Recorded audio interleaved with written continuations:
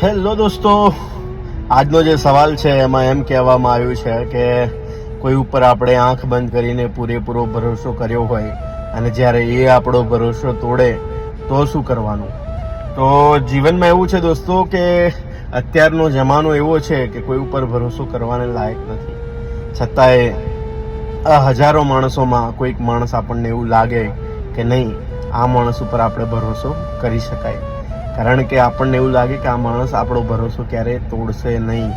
અને આપણે જ્યારે એવું સમજી અને આપણા દિલની વાત કરીએ, આપણે એના ઉપર કદાચ આંખ બંધ કરીને ભરોસો મૂકી શકીએ અને જ્યારે એ માણસ આપણા ભરોસાને તોડે છે ને, તો ખાલી ભરોસો નથી તૂટતો, સાથે સાથે એ માણસ પણ તૂટી જાય છે કે જેને આંખ બંધ કરીને એમ કીધું હતું કે આ માણસ છે ને ગમે તે પરિસ્થિતિ આવશે છતાંય બદલાશે નહીં.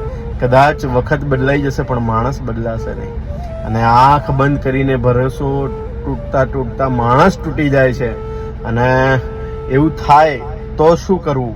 તો વધારે કંઈ નહીં વિચારવું, કારણ કે વધારે વિચારવાથી આપણે છે ને ડિપ્રેશનમાં, ઓવર થિંકિંગમાં, અને આપણે પછી સાચા માણસ ઉપર પણ ભરોસા મૂકતા એકવાર વિચાર કરીએ એવું થઈ જાય છે.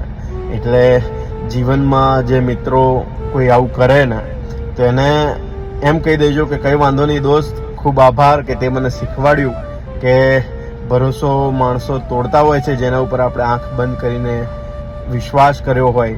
અને એ જ સાથે છે ને એ વ્યક્તિને એકઈ સાથે એ જ સમયે મૂકી દેજો સાહેબ.